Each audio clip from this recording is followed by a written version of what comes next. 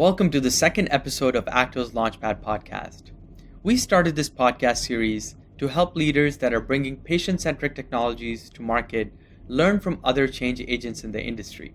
When we started this podcast, we would have never imagined something to the scope and magnitude of COVID-19, which is why we're doing this special episode to help you drive change through the COVID crisis. And we have a very special guest today who has over 30 years of experience in all facets of lab to bedside commercialization spectrum, and in particular, helping organizations lead change. His name is John Constantine, and he is the Senior Vice President of Orchestrall, Inc. We hope you find value in this special podcast, and more importantly, we hope you remain safe, healthy, and indoors. Hello, and welcome to the second episode of the Launchpad Podcast. Today, we have John Constantine, Senior Vice President at Orchestrall with us. John is a dear friend and brings about 30 years of experience in life sciences. And we're thrilled to have him on today to talk to us about how leaders that are looking to respond to change in the industry as healthcare moves towards more value-based care, and most recently with the COVID crisis, a lot has changed and is changing. We're excited to have John with us to share his thoughts. And John, I will pass it over to you to share more about your background, and would love to get more of your thoughts around all the things that are changing in our world today. Fantastic. Thanks for having me, Parth. I appreciate it.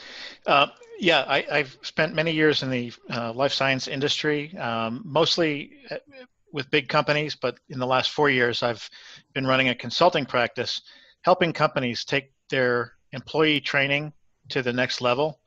It starts with strategy, and with this COVID crisis, the sort of lack of strategic thinking has become really apparent, and it's really no fault of the people involved. It's just that people are so busy doing things and getting things done that the strategic thinking and planning for the future and contingency planning sometimes takes a back seat. So I help them with those contingencies and the strategies so that when things like this happen, we're more prepared. Absolutely. And John, thank you for sharing that. So much is changing so fast, and a lot of us are processing this in real time. From the conversations that you're having with senior leaders, what are some of the first impressions around what are some of the things that we know are going to change as we go continue to respond to COVID and as we get on the other side of this crisis? Yeah, I think the big change is going to be an acceleration in two lines of thinking. The first one is movement toward away from formal big blocks of time-based interactions with employees and with customers to more point of need based interactions with employees and customers. Short bits of information when people need it, where they need it, no matter what device you're using, and no matter where you are. With the other line of thinking is the acceleration in more remote learning. It's still, many life science companies are still very real estate based. Fewer sites in some cases, but in a lot of cases, there's still lots of people physically present. And I think that'll accelerate toward more people being remote more often. And that will require not just new tools, but the examination of the tools that companies already have to streamline, unify the approach to getting these messages out, both internal people and external. Great, John. Thank you for sharing that. And in your conversations with senior leaders, there's obviously some anxiety around the direction in which the world is moving. And I find it very interesting how you called it an acceleration. In your view, the changes that are upon us that are poised to happen on the other side, how much of it is in your conversations and in your view an acceleration, and how much of it is a hard, sharp left pivot, as we call it, in tech? That's a great question. I think most of it is more of an acceleration than a hard pivot. I think if companies have not already thought about this, they're so far behind that it would be difficult to make that pivot at this point. Not impossible, but difficult. But I think most companies have really thought about this, the unification aspect, the remote aspect, the spaced interaction aspect of things. And if you take two examples, generic examples in the current marketplace. So one is in the clinical side. You've had now the many clinical trials, thousands of clinical trials going on across the globe. And you can imagine that all of those trials have pretty strict timelines. There are goals for filing of closing those trials and filing for those medications with the appropriate authorities. And for the last 2-3 months, you can imagine that there have been no patients enrolled in these trials. No new studies have started. So all of those timelines have been delayed. So when things start to go back to normal, where people can start interacting again, those timelines are going to be accelerated in order to at least try to maintain the previously stated timelines. These timelines are material too, because a lot of company revenue projections are based on expected approval dates. And if you don't finish the studies, you can't get the approval. So those accelerations are going to be real, and employees are going to be stretched to the max. And the ability to communicate and train them the right way with just the right information at the right time is going to be very important. On the commercial side, it's a similar picture. If you just think of the drug approvals that have happened, just FDA, for instance, there have been dozens of drug approvals from that November, December, January timeframe. And since those approvals, there have been very little done post-approval.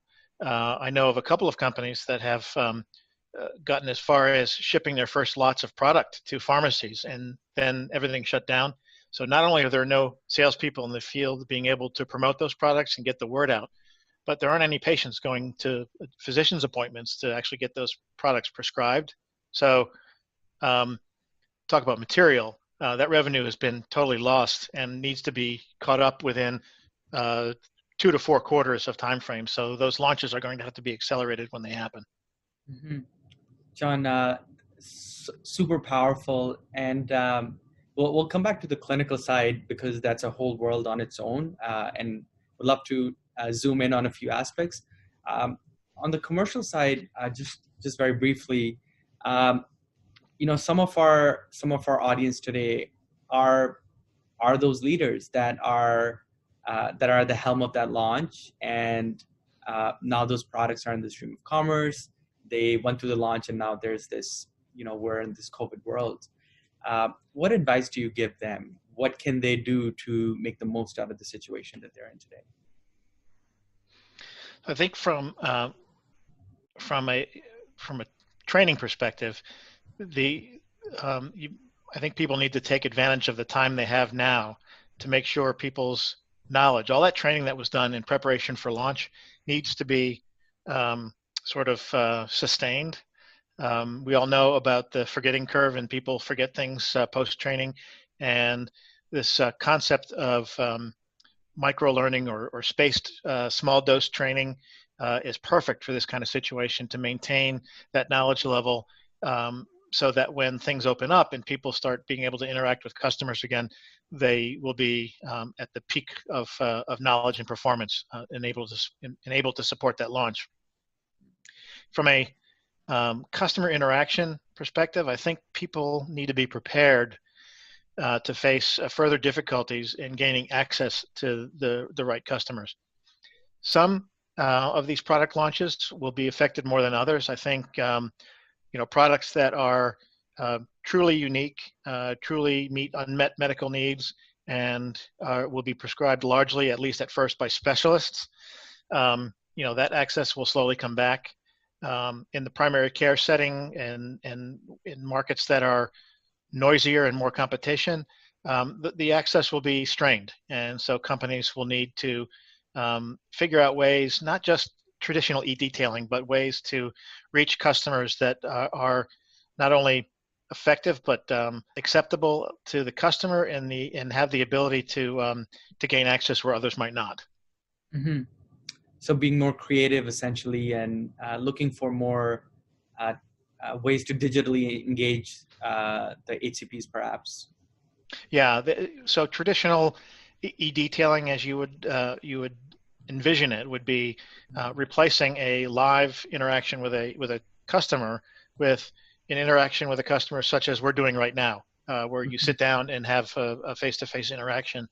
And I'm not sure that is going to be any easier now than a live interaction. I think that other ways of reaching physicians, the old product website that you click on this and get this, those will need to be maintained. The history of those has been sketchy, and they don't get maintained for all that long, and they fall by the wayside over time. People change roles, etc.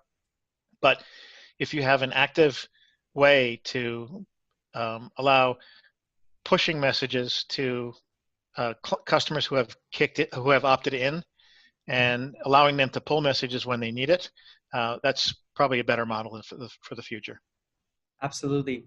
And John, what I find really fascinating as I hear you and other things that I'm reading is it's ultimately it's about the cardinal principle. Let's drive more value for the customer and in more creative ways. Here's one question that I've seen on a lot of leaders' minds, especially on the sales side, and for obvious reasons.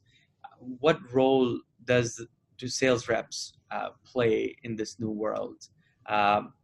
As the mediums change, how does the messenger change? The message is also an accelerator, right, where we drive more value, have more clinical conversations. I would love to get your thoughts on what is the role of the sales rep in this new world? Sales rep is obviously very important. It's the front line of getting the message out to customers, particularly during a launch. I think that the effectiveness of salespeople in the life science business, particularly in the medicines business, has changed over time. It's largely due to the quality or lack thereof of the interaction that takes place.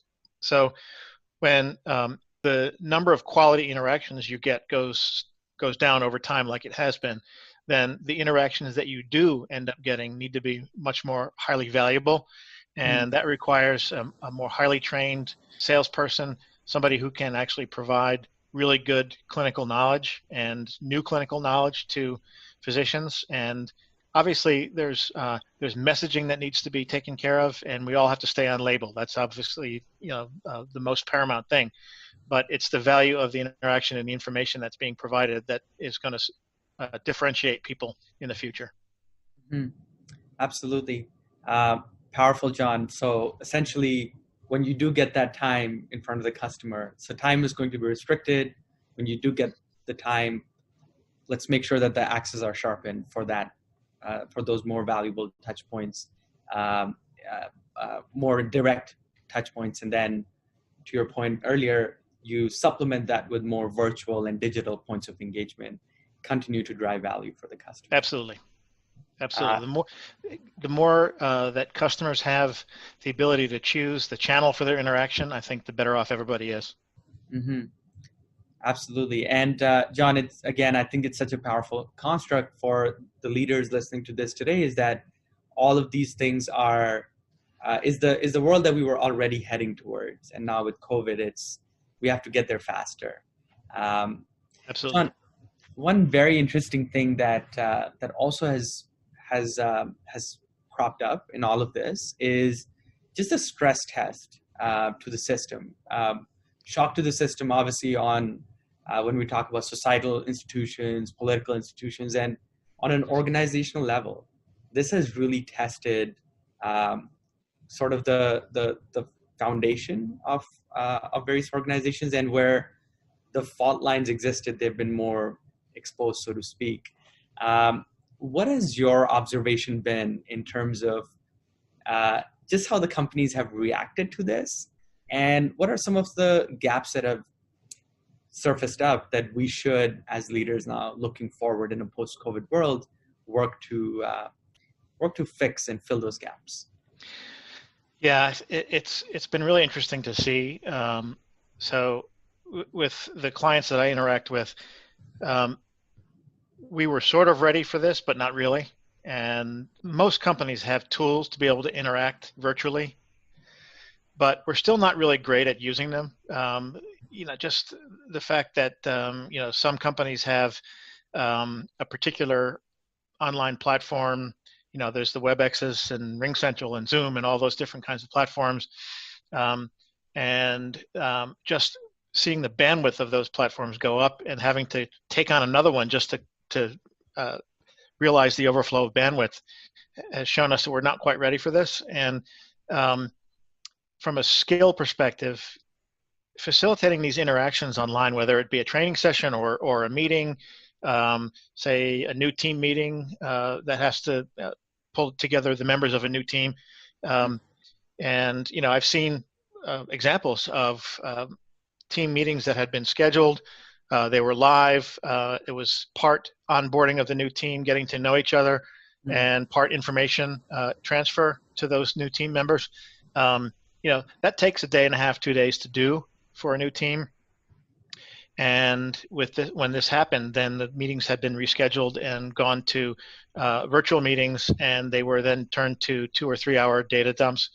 And you lost all the ability to do that team building and interaction. And it's possible online, but we are, number one, we're virtual. I mean, we're not virtual beings, we're interactive beings, so that this virtual interaction can't quite replace the live, but the better we are at these virtual interactions, the more it can replace those. And so I think for the next time this might happen, we need to be more ready to have people who are skilled at facilitating meetings and trainings in these virtual environments rather than just live only. It's a different skill. Absolutely. And John, when you and I were chatting about this earlier, and as all of this has been unfolding, one thing I found fascinating that you shared was how one of the things that has surfaced up is that how centralized strategy really is at the top. And how decision making doesn't always trickle down, or folks aren't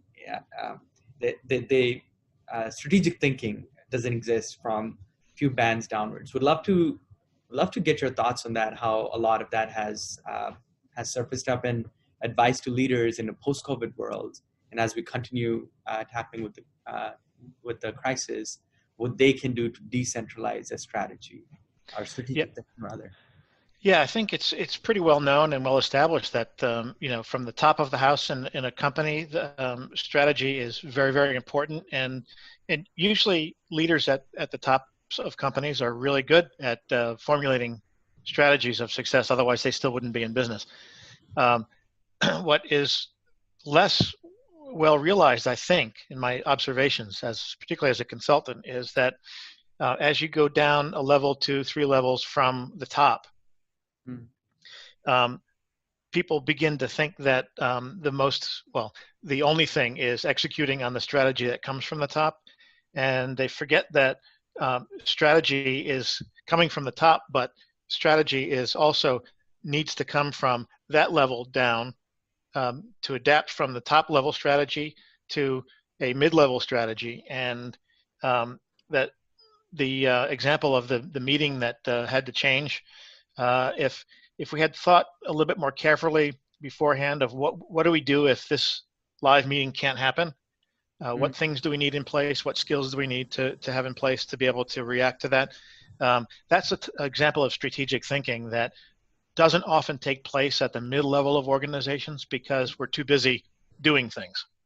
And so my advice to these mid-level leaders, managers of managers, managers of directors, those kinds of levels of the organization, take some time to formulate strategy and contingencies so that when these things happen, you're more ready than we were for this one. Absolutely. And I think that's one of the silver linings in all of this is we're not on as many planes and trains anymore. So there is that some freed up time where we can reinvest into formulating strategic initiatives like this one. John, thank you so much for sharing that. One more very important, a gap, so to speak, that has been exposed in all of this is just how deep the silos run within life sciences organizations.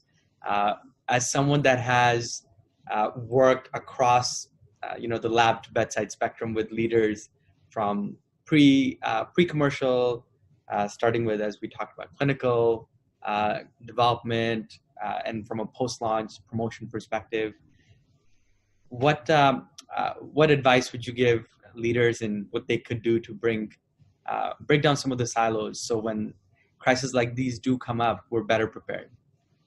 Sure. So let's take a platform like ACTO, for instance, just since we're speaking with the ACTO team. I've worked with some smaller startup companies that are just looking for the first time into the tools that they need to interact with and train their people.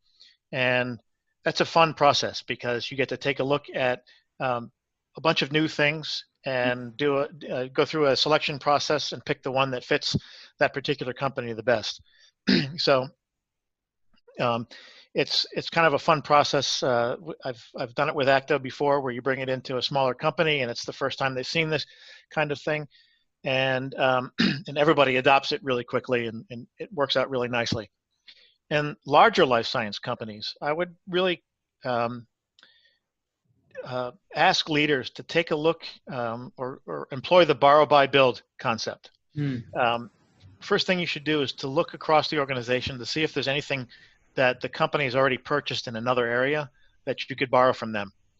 I've found that some of my consulting work has been helping companies to go through and take a look at 2 or 3 things that they have that do similar things. And maybe we shouldn't have 2 or 3, maybe we could go with one, have a unified approach, and select the one out of those 2 or 3 that fits them the best.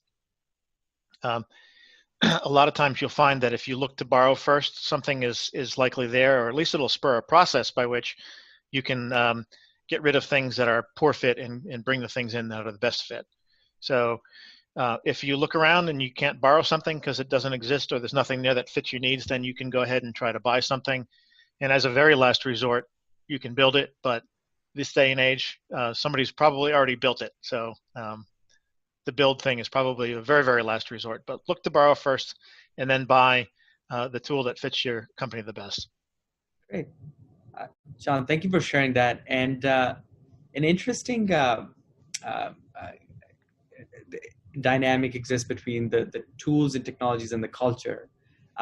Any recommendations or advice to leaders that maybe have that want to move in a certain direction from a systems perspective, and now are working to have the culture catch up?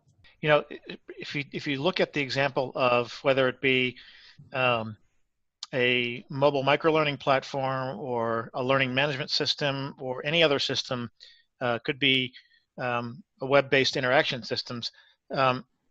Whenever you have multiple things that overlap within a company, the culture then takes over. Nobody wants to give up what they've built and own.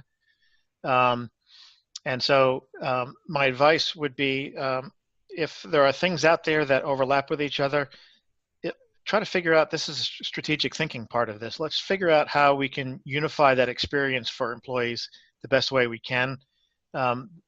If you clearly need to have 2 things that do similar tasks for a company, that one is absolutely a good fit for one organization, and one is an absolutely good fit for another organization, and they don't overlap that much, then let's make sure they don't overlap that much. And let's separate them so that the individual doesn't have 5 or 10 or 15 different ways of things coming at them. The fewer channels that an individual employee needs to interact with, the more unified that approach is and the more effective the approach is. In the end, I think the unified approach with a single system that does the same thing across the organization is probably the best goal.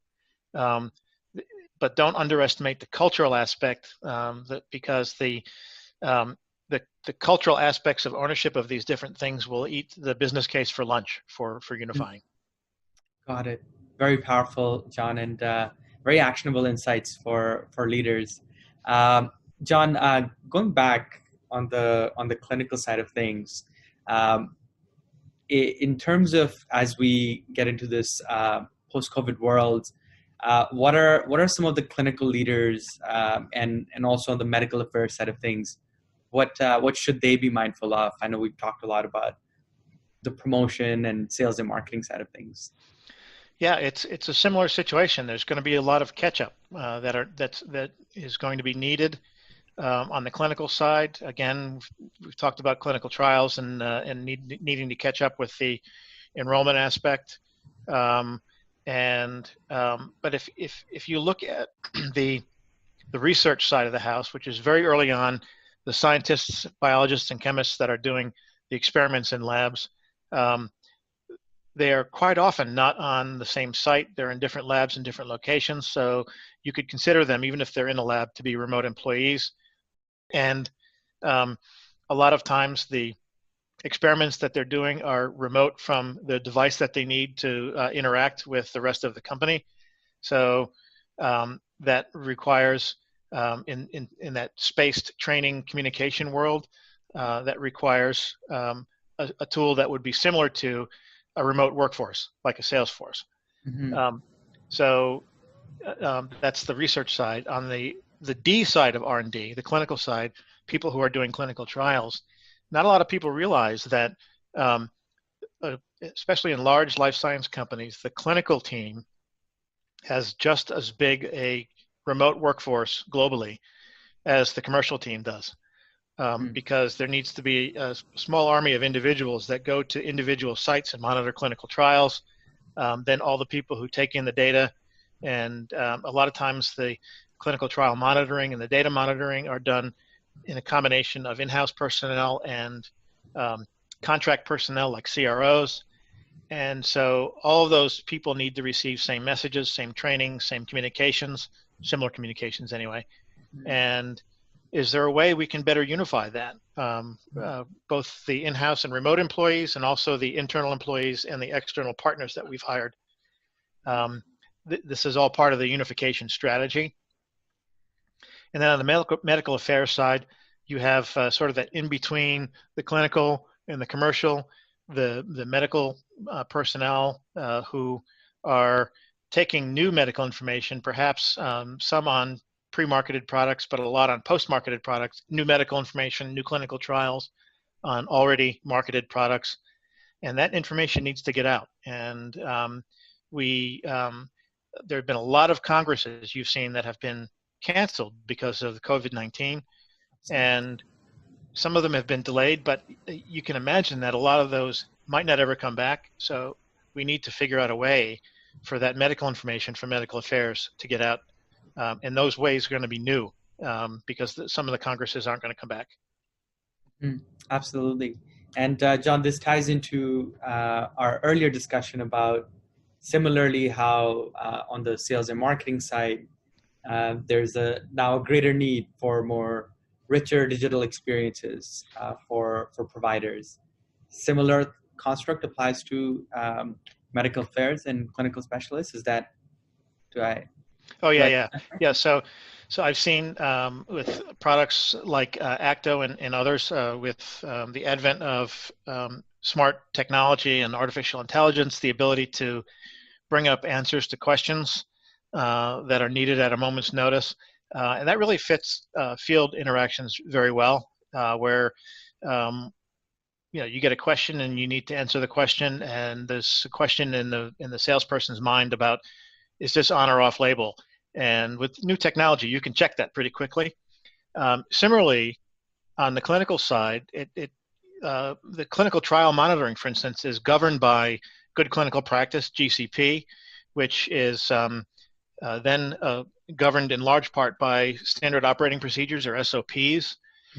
And some of these companies have hundreds, even thousands of SOPs, work instructions, forms that need to be dealt with. And similarly, this new technology can help bring up those procedures and forms and work instructions much quicker than if you had to try to find them by hunting and pecking.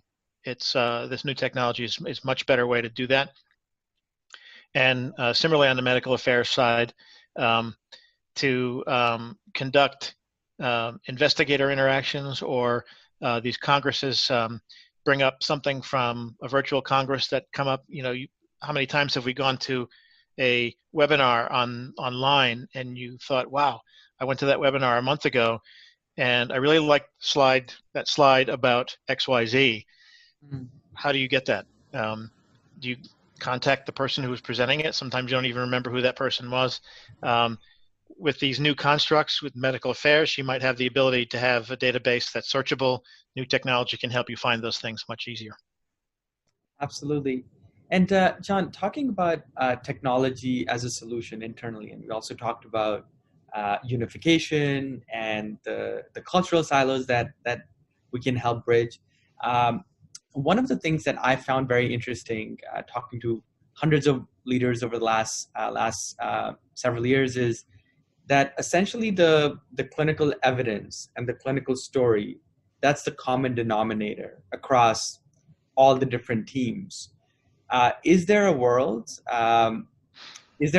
where we can create that consistent content supply chain, so to speak, where there's continuity and there's a central source of the clinical evidence and the story, and each team draws from it and uses it for their own strategic objectives? I almost imagine a lump of clay, which is at the center, and that's your nucleus. That's the clinical evidence. And maybe there's a world where everyone is collaborating across around that central nucleus. Your general thoughts on that is, and for our audience members, it's great to get your in particular thought for this because of just how much experience you have both on the compliance side of things and on the commercial side of things. So yeah, I think some companies do this better than others, but there generally is I wouldn't say maybe a lump of clay, but several lumps of clay that are sort of loosely stuck together in the center. So I've recently spoke with a medical affairs professional who was in charge of maintaining the central database of clinical evidence for a particular product. And this is a company that it's a division of another company, but this division has one molecule that they manage. And so it's a little easier than having dozens of molecules, but this is one molecule that they manage, and they have a central database where all the clinical evidence that is that product, the product personality basically, is in one place. Where companies run into problems is even if the data is in one place, it's being accessed and pulled and managed from multiple directions with different. So you have, a red hand coming in one side for commercial, a blue hand coming in another side for medical affairs, a green hand coming in another side from clinical, and then that is replicated and multiplied for the number of products that you have in research and in marketing. And so it's a big challenge. It's a huge question you just asked. It's very difficult to unify the strategy, but it's a good goal to have. I think that to the extent that the different hands we have coming into that database, if those can be linked better or even unified into one way to access, then that would cut down on the siloing of the information. I think that medical affairs professional has a big role to play in that. But then, you have clinical feeding medical affairs, you have medical affairs feeding marketing, and all that process is, it's a big process and it's a big problem to tackle, but it's a good goal to have. Absolutely. John, thank you for sharing that. And thank you for being a change agent in all of this. My last question is the role of data in the COVID world, in the post-COVID world. Data in the sense, of course, market level data is important, and clinical data is very important. One type of data that doesn't get as much attention is the internal data sets, perhaps data from the fields as activity, competencies, from a commercial learning perspective. Just would love to get your thoughts around what role does data play as we go from responding to this crisis very quickly to a more robust organizational structure. It's a big role. I think that's the data. Let's take learning for example, and learning and training. One of the difficulties that learning professionals have had historically is measuring the impact of their learning programs. They're very good at design, develop, and implement. Very, very good at delivery of these programs, but not as good at evaluating impact. And mostly that's because the data required is difficult to gather. With these new technologies, and particularly if you unify and only have one place to go for the data or fewer places to go for the data, and a good partner behind the technology to help you make sense of that data, then you have data that you can start making decisions on what you see. So if you have a series of interactions with 1,000 people who are remote with messages, programs, training, questions, assessments that you've sent out, and you have the ability or a partner that helps you make sense of trends in that data, then you can start making decisions on what to do next.